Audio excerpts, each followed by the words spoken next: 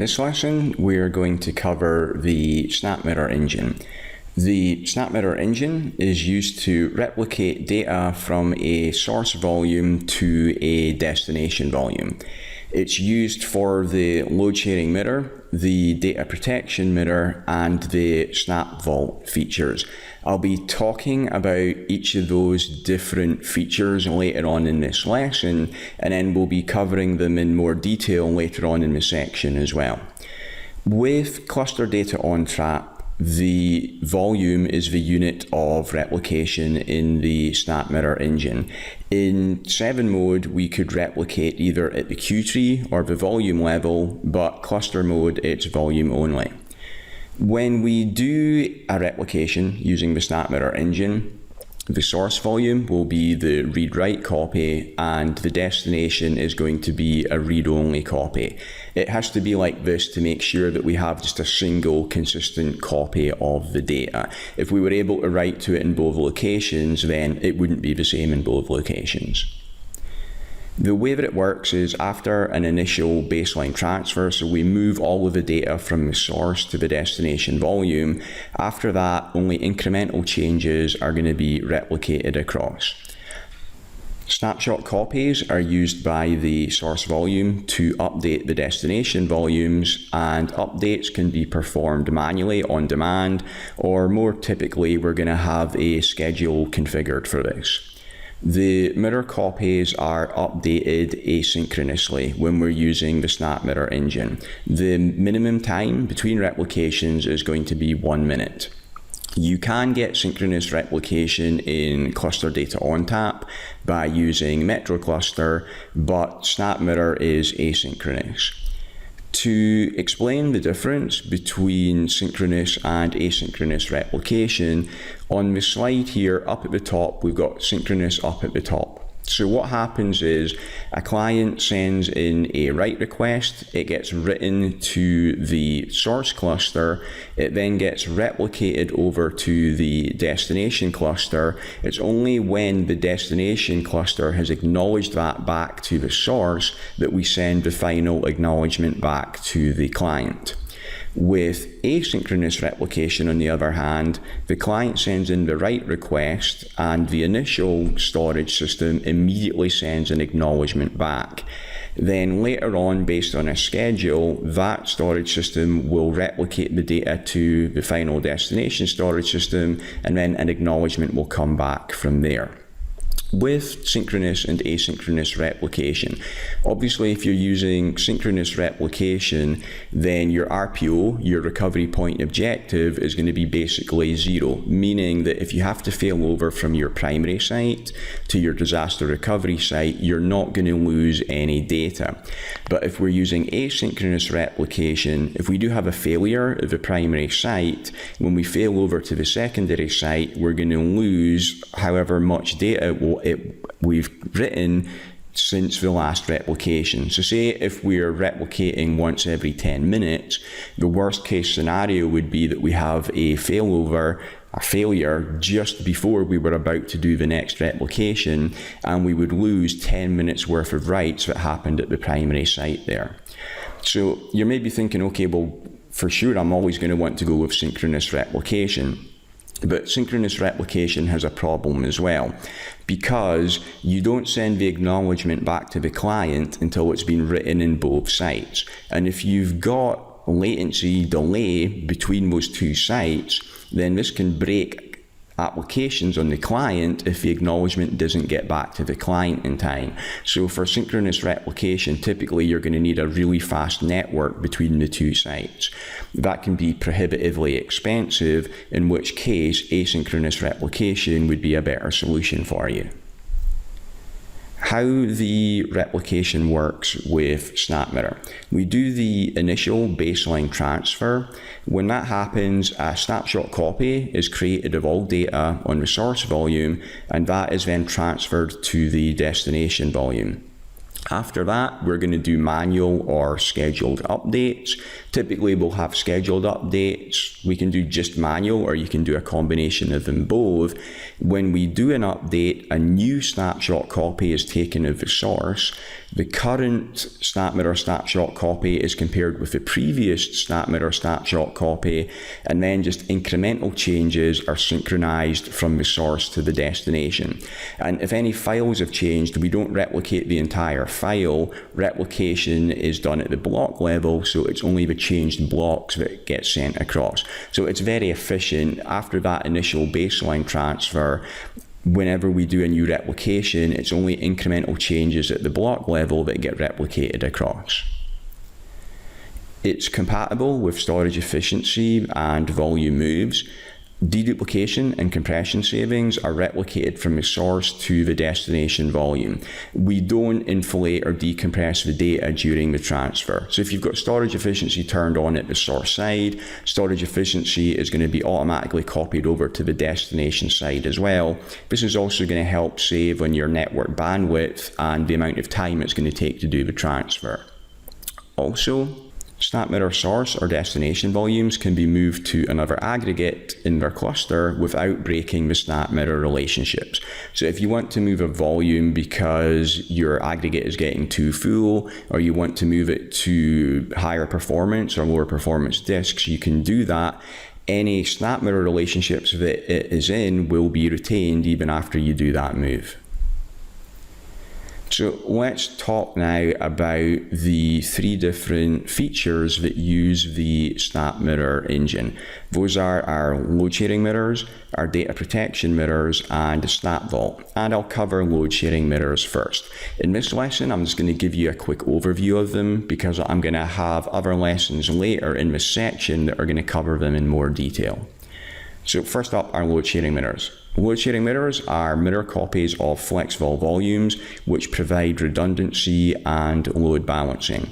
They provide load balancing for read traffic only, not for writes. Write requests always go to the one source volume so that we have that single consistent copy of the data. Load sharing mirrors are always in the same cluster as the source volume. This is unlike DP mirrors and SnapVault. Data protection mirrors and SnapVault, they can do replication either within the same cluster or it can be to a different cluster. But load sharing mirrors, they can only be used within the same cluster. So intra-cluster replication, not inter-cluster replication. Our load sharing mirrors are automatically mounted into the namespace with the same path as the source volume, and they provide redundancy for read access with no intervention. So if the source volume goes down, clients can still access the data read-only without requiring any administrator intervention. Data protection mirrors next are DP mirrors. With DP mirrors, we can replicate a source volume to a destination volume in the same or in a different cluster. And most often it will be a different cluster. They can be used for the following reasons. To replicate data between volumes in different clusters for disaster recovery. So we're going to have our main primary site and we're going to have our disaster recovery site. The way that we replicate data from the main site to the DR site is using SnapMirror DP mirrors. With DP mirrors, intervention is required to fail over to the DR site. So that's a difference from our load sharing mirrors. This will require either administrator intervention or we can configure software to do this. To provide load balancing for read access across different sites, that's another reason we can use DP mirrors. Or for data migration between clusters, if we want to move some data from cluster A to cluster B, to replicate data between SVMs in the same cluster. If we want to move data within the same SVM and we're moving the entire volume, then we can use a volume copy for that. But volume copy only works within the same SVM. So if you want to move data between different SVMs, we use SnapMirror DP mirrors for that. And the other reason we can use them is to replicate data to a centralized tape backup location. I'll talk in a bit more detail about all of these reasons when I do the data protection mirror lesson. When we talk about SnapMirror in general, we're talking about data protection mirrors. So our load sharing mirrors, our data protection mirrors, and SnapVault all use the SnapMirror engine, but if we talk about SnapMirror, it's DP mirrors that we're talking about. Unlike load sharing mirrors, DP mirror copies are not automatically mounted into the namespace and implicitly accessed by clients. We mentioned that earlier. DP mirror copies can be mounted through a junction into the namespace by the administrator. And data protection mirrors are a licensed feature. So data protection mirrors and SnapVault are licensed features. Load sharing mirrors are not. You don't need a license to implement load sharing mirrors. So the main functionality of DP mirrors is as a disaster recovery solution. If your primary site is lost, you can make the destination volumes writable in your DR site. A flex clone copy can also be taken on the destination without doing a failover to get a separate writable copy without disrupting SnapMirror operations. Our DP mirrors maintain 2 snapshots on the destination volume. When replication occurs, the oldest snapshot is deleted. Then when we take a new replication, the new snapshot is compared to the previous one to determine the incremental changes to replicate across. DP mirrors keep the source and destination volumes in the same state, with some lag as determined by your schedule, how often you're replicating. If data is corrupted in the source volume, therefore it's going to be corrupted in the destination volume as well. So our DP mirrors provide disaster recovery, but they don't provide backups. They keep the 2 sites relatively in sync. So you have a problem in the main site, you've just replicated it across to your DR site, and we don't have backups going further back in time. So it's a disaster recovery solution, not a backup solution. That leads us on to the other feature which uses the SnapMirror engine, which is SnapVault. SnapVault is Data ONTAP's long-term disk-to-disk backup solution. It's got the same functionality as traditional tape backups, but it's much faster, more convenient, and it requires less storage space than traditional tape does. Data is replicated from the source volume to a destination volume on a centralized backup cluster. And like our data protection mirrors, SnapVault is also a licensed feature. SnapMirror DP Mirrors and SnapVault have got separate licenses. Unlike our DP mirrors, SnapVault can retain multiple snapshots as backups over a long time period. Data can be restored to the original source volume or to a different volume, and the destination volume cannot be made writable, so it's a backup, not a DR solution. So data protection mirrors are our disaster recovery solution. SnapVault is our long-term disk-to-disk backup solution. Separate flex clone copies can, however, be made of the snapshot backups at the destination side to get a separate writable copy of the data there. So we've talked about the 3 features that use the SnapMirror engine. That's our load sharing mirrors, our data protection mirrors, and SnapVault. So let's summarize the difference between them and where you would use each one. So load sharing mirrors, data protection mirrors, and SnapVault, they all use the SnapMirror engine to replicate data between volumes. They all do the replication in the same way. Load sharing mirrors are used for redundancy and load balancing within the same cluster for read-only volumes. No licenses required. The main function of DP mirrors is as a disaster recovery solution between clusters. They can also be used to move data between SVMs or clusters. And SnapVault is our long-term disk-to-disk backup solution. Again, I'm going to have a separate lesson for each of them where we're going to cover them in more depth. For compatibility, on the hardware compatibility, the source and destination nodes can be different models of controller. So cluster 1 can be one particular model, cluster 2 in the other site that you're replicating to could use a different model of controller. And also you can use inexpensive SATA drives on the destination volume for cost savings. So maybe on your main site, you're using SSDs or SAS drives there. You're going to replicate that across to a SnapMirror disaster recovery location or to a SnapVault backup location. We can use cheaper drives over in that remote location, so it's not going to be so expensive. SnapMirror became available in Cluster Data ONTAP version 8.1, and SnapVault became available in version 8.2.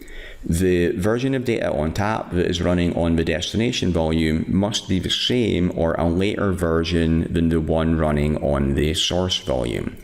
But version flexible SnapMirror became available in data ONTAP 8.3, which breaks that limitation. It allows different versions to be run on both the source and destination. However, that only came out in version 8.3, so you have to be on at least version 8.3 in both sides to be able to use that. So it will be more useful as we go on. Data ONTAP 7 mode volumes cannot be used in cluster data ONTAP systems and vice versa. However, if you are migrating from 7 mode to cluster mode, you can use the 7 mode transition tool, which does use the SnapMirror engine to migrate your volumes across. So that's the one exception where we can actually use SnapMirror to migrate from 7 mode to cluster mode.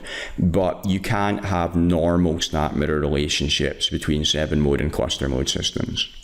Okay, the last thing that I want to cover in this lesson is a quick overview of the configuration commands.